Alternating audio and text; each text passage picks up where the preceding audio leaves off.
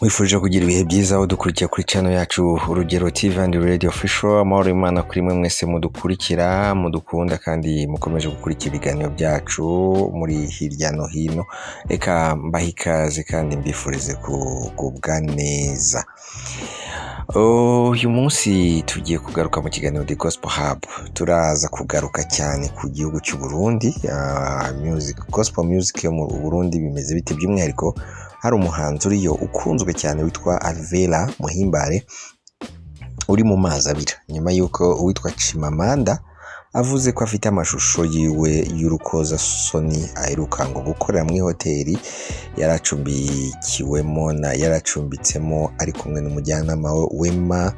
Uyu ni umumama, nyuma yuko ngo umumama agiye asubiye muri Australia, uyu Alvera ngo yahise profita, ngo arangije guprofita washyiramo umusore bakundana bajya gukorerayo ibiteye isoni. Aho rero ngo niho hafashwe n'amashusho. Reka rero twinjiremo mu buryo bwimbitse.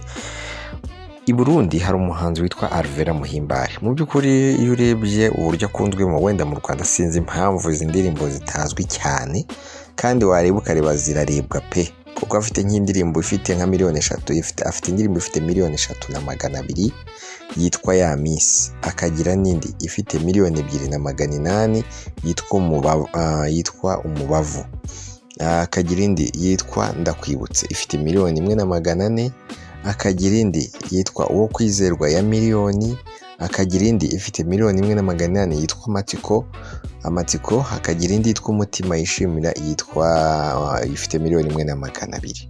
Bivuze ngo afite indirimbo zitari nke pe, kandi afite abasubscribers bagera mu 225 kuri video 26 gusa. Uyu muhanzikazi bigaragara ko i Burundi akunzwe. Hano mu Rwanda wenda indirimbo z'abantu bashobora kuba batari bazizi cyane, kuko nta nubwo turamubona, kuko i Burundi umuntu uzwi tumaze kumenya ni Pastor Lopez, ubu niwe abanyarwanda kenshi bakurikira. Ariko n'uyu mwasura channel yiwe yitwa Alvera Muhimbare Official, mukareba indirimbo ze, abanyamakuru mukamushyigikira mu Rwanda mugajya mukina indirimbo ze. Uyu muririmbyikazi rero bimeze biti byiwe.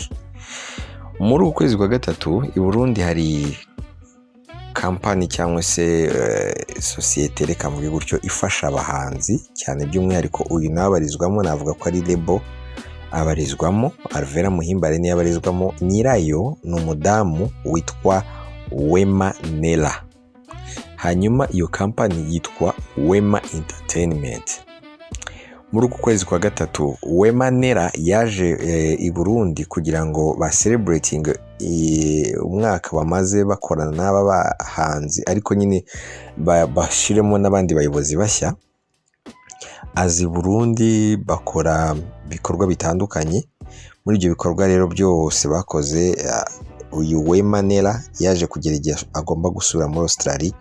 Hanyuma mu gihe yabaga i Burundi, yari Burundi, yari mu hoteli y'aba Pentecote itemererwamo kuzamo umusore utarashatse, utari mariye, cyangwa se umugore utari mariye. Wema rero Nella aza kwibamo, yafashe Alvera Muhimbare wa muhanzikazi bayibanamo. Igihe cyo kugira ngo asubire muri Australia, aya ni amakuru Chimamanda yatanze, ko mu gihe cyo gusubira muri Australia Wema yafashe yariteguye, Muhimbare aramuherekeza, ariko mbere ko Muhimbare amuherekeza ngo hari umusore waje aje gusezera Wema. Amaze gusezera Wema ngo aguma muri ya hoteli, ariko mu buryo hoteli itamenye. Hanyuma Muhimbare aherekeza Alvera, nyine aherekeza manager we ku kibuga cy'indege. Ngo avuye kumuherekeza ngo agarutse agera muri hoteli, akora ibyo agombaga gukorana n'uwo musore. Hanyuma ngo hafatwa amashusho. Ayo mashusho ngo bayafashe, bahamagaye kuri video call Chimamanda ngo barabimwereka. Ntabwo tuzi ngo baciye mu idirishya cyangwa icyo Chimamanda avuga nuko ayo mashusho ayafite. Ngo hanyuma bafataga amashusho birukanse bajya kubwira abo mu ubuyobozi bw'iyo hoteli ko hari umusore winjiye muri gusambanyirizamo umukobwa. Ngo barangije ngo abandi bo baba babimenye, ngo bahita batekera imyenda vuba vuba afata imodoka baragenda basohoka bagenda, noneho abandi ngo baza basanga Alvera yagiye. Ibyo byatumye uyu mwana nawe kuri uwo munsi nyine Chimamanda yabyandikaga. Chimamanda ni muntu ki? Ubundi Chimamanda ni umuntu i Burundi umaze kumenyekana kuko akurikirwa n'abarenga 400 kuri Facebook yiwe, aba mu makuru ya politiki, akaba mu makuru ya gospel, by'umwihariko akunze kuba ajya impaka no gukora inkuru navuga ngo zishyira hanze abapastori bamwe, akabashinja ububeshyi n'ubusambanyi, abandi akabashinja ibitangaza bitabaho. Ababizi Chris Ndikumana yigeze kumwandika avuga ko akorana na Illuminati, atemera n'ibitangaza bye. Uyu Chimamanda rero ntawuzi neza mu by'ukuri cyabagambiriye, ariko ikigaragara ni uko akunda kwataka cyane abakozi b'Imana, no kugira ngo akubwire abakozi b'Imana yemera ni gake cyane, uzumva avuga abakozi b'Imana neza. Hanyuma Chimamanda rero turi kuvuga amaze kubishyira hanze, uyu mwana bita Muhimbare Alvera, kubera agahinda no kuba nawe yaramaze kumva ibyaye bimaze kumuvugaho, yaragiye ku rubuga rwe rwa Facebook narandika ati bakundwa muraho neza, kuba nkurikirana murabizi neza ko maze imyaka igera kuri 3 narahagaritse gukina filime. Iki gisubizo muri bwa butumwa Chimamanda yanditse, yongeyeho anavuga ko uyu mwana ngo murabizi ko asangwa ngo wari marakina filime ngo anambaye ubusa, ngo ndetse akina filime z'urukozasoni. Ibyo nabyo yabyongeyemo. Izo filime rero uyu mwana w'umukobwa nizo yahereyeho yisobanura, aravuga ati murabizi neza ko maze imyaka igera kuri 3 narahagaritse gukina filime. Ati filime ya nyuma naherukiyeho gukina ni Intore Ntindi, nayikinye muri 2022. Nyuma yaho nta yindi filime nasubiye gukina. Nahisemo gukurikira umurimo w'Imana, umurimo Imana yampaye wo kuyihimbaza. Ubutumwa bwe bwa Alvera burakomeza bati uyu munsi ndazi icyo Imana yampamagariye, ntabwo naba ngikina ibintu nka biriya. Ikindi usibye ko biba bigoye ko kera hacu harika kudukurikirana ngo hatuve inyuma, ariko kuba birebana umutima w'urwo bankunda no gusobanukirwa, babona ko uriya mu Alvera mubona muri filime atandukanye cyane na Alvera w'uyu munsi. Ibi ndabivuze kugira ngo nshimire muri rusange kuri buri mukunzi wanjye wese yagize icyo anganiriza muri iyi minsi. Muri iyi minsi avuga ni iyi minsi Chimamanda amaze igihe amukoraho izo nkuru. Arakomeza ati ubutumwa murimo murama mwese nabwakiriye neza, kuko mugaragariza urukundo, mugaragariza uburyo mu nkunda, mu nsengera ndetse munashyigikira, mugashyigikira icyo Imana yashizemo, mutifuza ko gitakara. Yesu abaho umugisha, kandi n'ubundi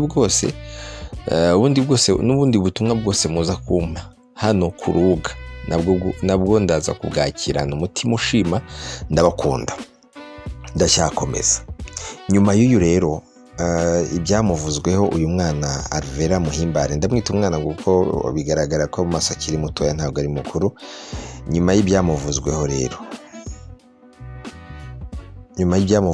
hari ibindi byakomeje bifite aho bikomoka. Hari umuhanzi akaba n'umupromota bamwita Yan A, n'umurundi, aba mu gihugu cya Zambia. Mbere yuko ajya muri Zambia yarasanzwe akorana na Wema Entertainment, by'umwihariko akorana n'uyu mudamu witwa Wema Nela, nyirayo nyine, nyiri iyo company. Akaba ari umwe mu bafashije Alvera muri icyo gihe kwamamara no kumenyekanisha ibihangano bye, kuko uwo Wema Nela yakoreshaga uwo musore witwa Yan A, nabonye n'umugabo, akamukoresha mu buryo bwo kwamamaza ibikorwa, ari nawe uhagarariye iyo kampani mu gihugu cy'u Burundi, kuko bari bamushinze iyo kampani. Yan A rero yaje gushwana n'uyu mugore. Amaze gushwana n'uyu mugore, bivugwa ko ntabwo tubyemeza, hari n'umubano udasanzwe bagiranye muri ibyo bihe bakoranagamo. Uyu mubano ukaza gutuma habaho guhoherezanya amashusho agaragazanya ubwambure bwabo. ni ibivugwa kuko Yani yabivuze ko yabyise ngo ni uwa kera, ni amashusho ya kera bafitanye. Hari amabanga bafitanye menshi nk'abantu baba barakoranye. Abantu bakoranye kenshi baba bafitanye amabanga. Ayo mabanga rero iyo yagiye hanze niyo havamo ibintu byinshi bitandukanye.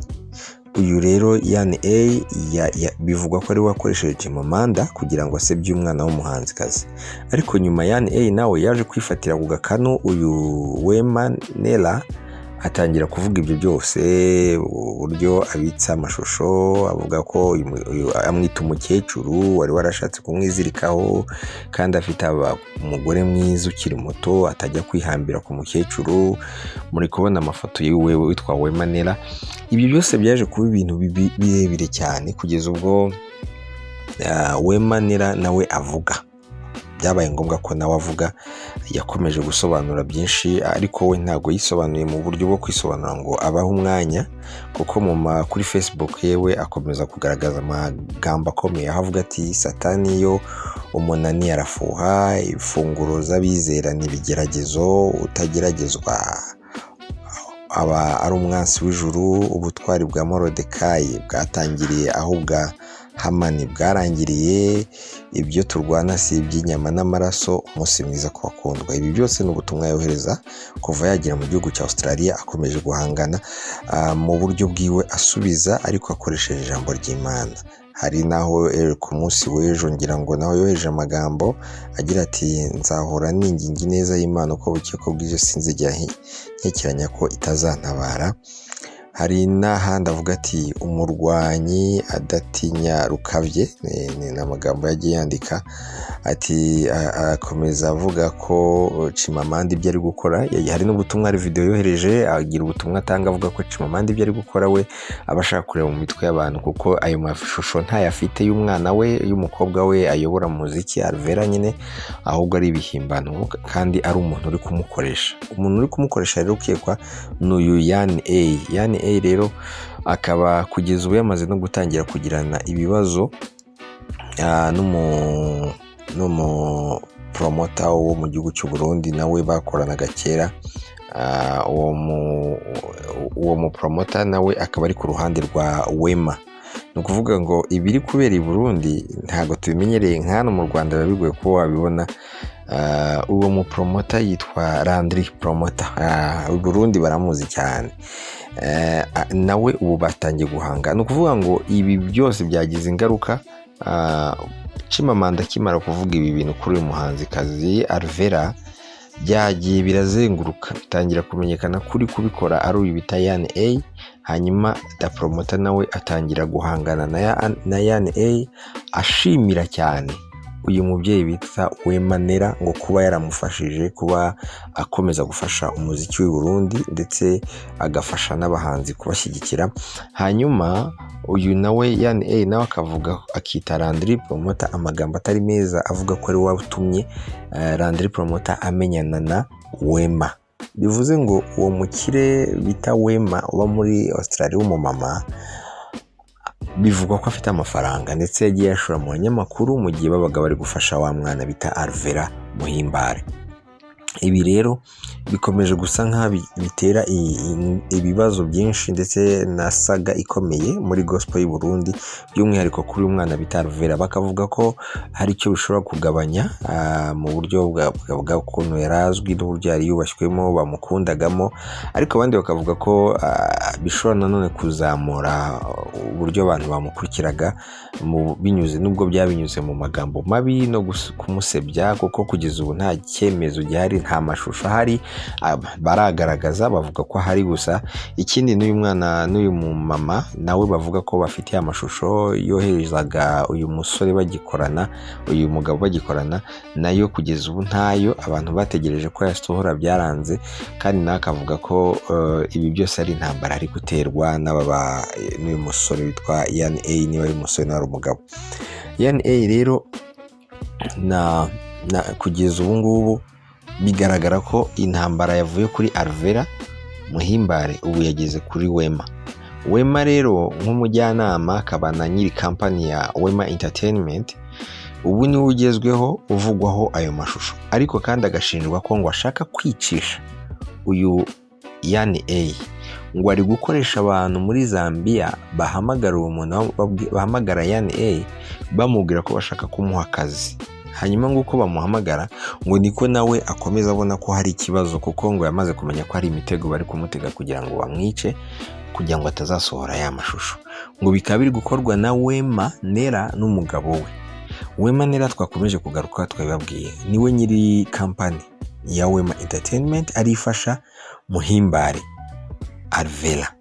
Alvera rero ubu birasa nkaho we dosiye yamaze kumuvaho. Ayo mashusho bivugwa ko Chimamanda abitse ntago yasohora, abantu bakomeje kumubwira ati se ubundi ko ari umuntu nk'abandi we ntiyagwa mu cyaha, ariko ndakagaragaza ko nyine amaze kuzamuka ngo yatangiye kwitwara nabi, imico mibi, hari byinshi byakomeje kumuvugwaho. Uyu mwana w'umukobwa rero kugeza ubu ngubu we birasa nkaho batakiri kumugarukaho cyane mu itangazamakuru, ahubwo ibintu byahindutse. Hariho ihangana ry'abanyamakuru bivuye kuri Wema na Alvera. Hari igice kimwe cy'abanyamakuru kiri ku ruhande rwa Wema na Alvera Muhimbare, hakaba ikindi gice cy'abanyamakuru bake bari ku ruhande rwa Chimamanda n'uyu bita Yan A. Nuvuga ngo Yan A na Chimamanda bafite abanyamakuru bake bari ku ruhande rwabo, barimo barakomeza gushinja Alvera Muhimbare ubusambanyi, ndetse bakagaragaza ko bari ku ruhande rwa Chimamanda. Hakaba n'abandi rero arimo barimo uyu nguyu da promoter Landry n'abandi banyamakuru nabo bari kugaragaza ko ibintu biri kuvugwa harimo amashyari, harimo kuba barirukanye Yan A muri company bita Wema Entertainment. Akaba ariyo mpamvu umujinya wamuriye akumva ashaka kwihorera, bakavuga ko rero nabo bagomba gushyigikira Wema Nera, kuko ngo Wema Nera yagize uruhare rukomeye mu muziki w'u Burundi, by'umwihariko agenda bavuga ko harimo abahanzi benshi agenda afasha nubwo ari mu gihugu cya Australia, yohereza amafaranga agakora ibishoboka byose kugira ngo umuziki w'u Burundi uzamuke. Rero ubu intambara yavutse, hari y'ayo mashusho avugwa kandi atarasohoka, hakaba n'intambara yo kuba uwo Yan A avuga ko bagiye kumwicisha, bashaka kumwicisha. Hakaba n'indi noneho y'abanyamakuru bari kwatakana hagati yabo, bashyirana hanze ku buzima bwabo biciye kuri Wema Entertainment, kuko ariho bamenyaniye. Nk'uyu Yan A avuga ko yafashije da promoter, ndetse banamugurira imodoka, amusabira n'imodoka kugira ngo akomeze gufasha Alvera, bikongera bikagaruka. kandi nanone da promoter nawe akavuga ati uyu Yan A ngiye guhangana nawe kuko nta muntu uzakora kuri Wema Nera mpari ngo mbyemere. Byumvikana rero ko ibintu byamaze gufata indi ntera i Burundi. Gusa icyo navuga mu gusoza iyi nkuru nuko nta cyemeza ko y'amashusho y'urukozasoni nta cyemeza ko y'amashusho y'urukozasoni yaba hari yavuga kuri Alvera, ndetse nta n'icyemeza ko amashusho y'urukozasoni y'umujyanama uba muri Australia nyine ari Wema Nera nawe ayo mashusho ahari. Ikigaragara nuko bishobora kuba ari ya showbiz tuvuga, cyangwa se ari uburakari bw'aba birukanywe, niba ari ukuri koko bakaba bashaka gusebya amazina no kwangiza iyi company bita Wema Entertainment. Byose birashoboka, ariko twebwe ntabwo dufite ukuri kwa nyako, ahubwo twebwe turabaha amakuru mukagenzura namwe mugasesengura. Ikigaragara iyo abantu bavuze ko bafite amashusho nk'ayo bakabaye bakabaye baranamaze no kuyashyira hanze. Reka dutegereze rero inkuru, kuko bigaragara ko ari inkuru igifite ama episode itararangira rwose, kuko ukurikije ibiri kuvugwa bigaragara ko hari ibindi bigomba gukomeza inyuma, kuko nk'uyu Yan A ubahanganye na Landry, ahanganye na Wema. Iyo urebye kuri Facebook barimo barasubizanya, baratakana. Landry na Yan A barasubizanya, n'uyu Wema agasubiza Yan A, ariko uyu Wema we agasubizanya mu buryo ubona ko atavuga amazina, ahubwo asubizanya ibyanditswe byera. So reka rero tubashimire cyane abari badukurikiye ku Rugendo TV and Radio Official. Mbifurize kugira amahoro y'Imana, umwami Yesu akomeza abane namwe, muze kugira umunsi mwiza. Hanyuma ababyuka nabo munizera ko muza kugira igitondo cyiza, abagiye kuryama namwe ijoro ryiza. Ababyutse mwe igitondo cyiza, abagiye kuryama ijoro ryiza. abagize amasaha yo kwirirwa namwe reka tubabwire umunsi mwiza. Nakagaruka rero The Gospel Hub ni ikiganiro cya gospel, tukibanda muri gospel, inkuru zitandukanye. Reka dukomeze kubana namwe no mu bindi biganiro biza kuza kuba biri imbere. Nakagaruka.